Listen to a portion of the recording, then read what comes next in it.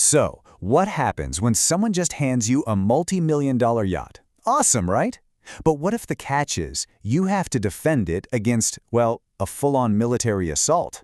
Okay, let's dive into this insane story of strategy, pure desperation, and incredible spectacle to see how one guy tried to protect the most impossible prize ever.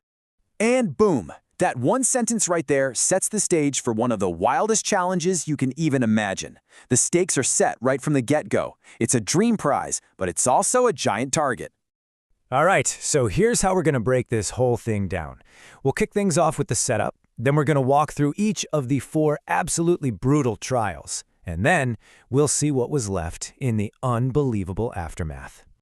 Okay, so let's set the scene. You've got our contestant, Sean. He's literally just been handed the keys to a luxury yacht. But his celebration? Yeah, that gets cut real short by a task that is just mind-bending. The rules are just brutally simple. Sean gets 24 hours and a credit card to buy anything he needs to fortify this yacht against a series of attacks. And these attacks, they just get crazier and more destructive with each phase. I mean, the pressure is just immense.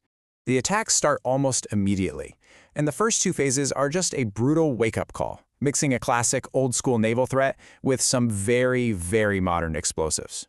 Phase 1 is not a warning shot. Let's be clear. We're talking a full-on barrage, 100 cannonballs aimed right at his brand-new prize.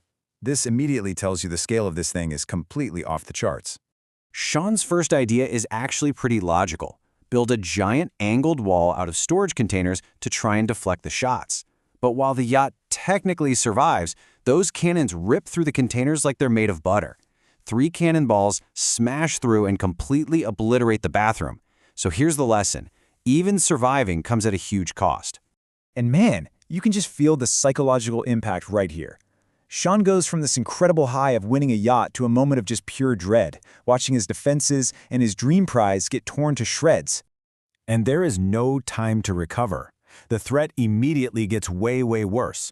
After somehow surviving cannonballs, Sean now has to defend against 15 massive C-bombs that are set to go off in a circle all around the yacht.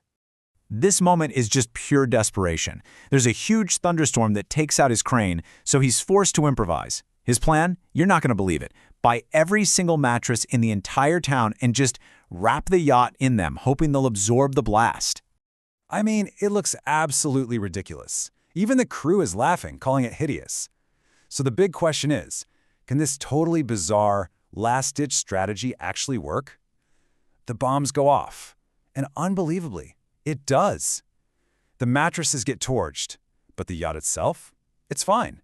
So Sean survived the sea, but now the threat is coming from above. Phase 3 is an all-out aerial assault, and its only goal is to rain fire down on that yacht.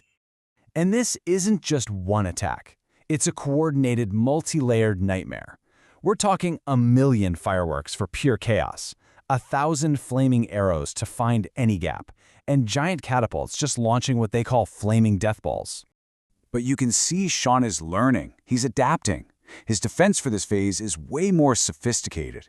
He builds a massive 40-foot-tall wall of shipping containers and even rigs up his own custom sprinkler system to douse everything in water. This is him going from a panicked contestant to a real strategist. And you can hear it in his voice. Gone is the guy who felt like he lost a piece of his soul. This is a confident Sean, someone who actually believes he can win this whole thing. And his new defense? It holds. The yacht survives the trial by fire. But of course it's not over. The final phase is the ultimate test. It's not just a new threat. It's every threat they've used so far, all at once, plus some terrifying new toys. Just try to wrap your head around the sheer chaos of this. They're adding machine guns, another 100 cannonballs, and then they're just going to unleash all the fireworks, all the flaming arrows, and all the catapults at the exact same time. It's a symphony of destruction. And as if that wasn't enough, there's a final boss. One single mega C-bomb. It's described as an island-flattening explosive that has the power of all 15 of the last bombs combined. This is the end game.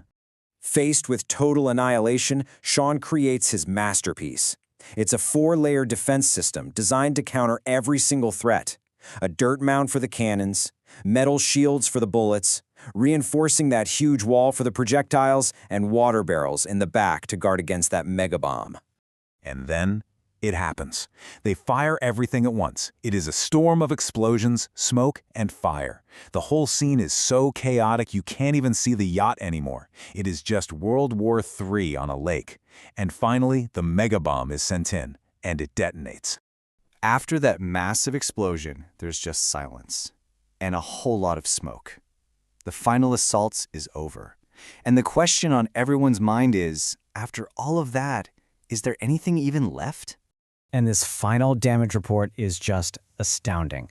After a destroyed bathroom, a pile of burnt mattresses, some minor fire damage, and a few bullet holes, the yacht is still floating. Against all odds, through 4 phases of absolute hell, Sean's defenses held. He actually did it. But winning doesn't mean the yacht is in perfect condition.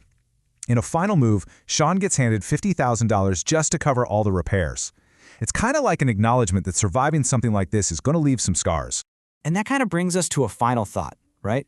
Sean leaves with a multi-million-dollar yacht, sure, but you have to wonder what the more valuable prize really is.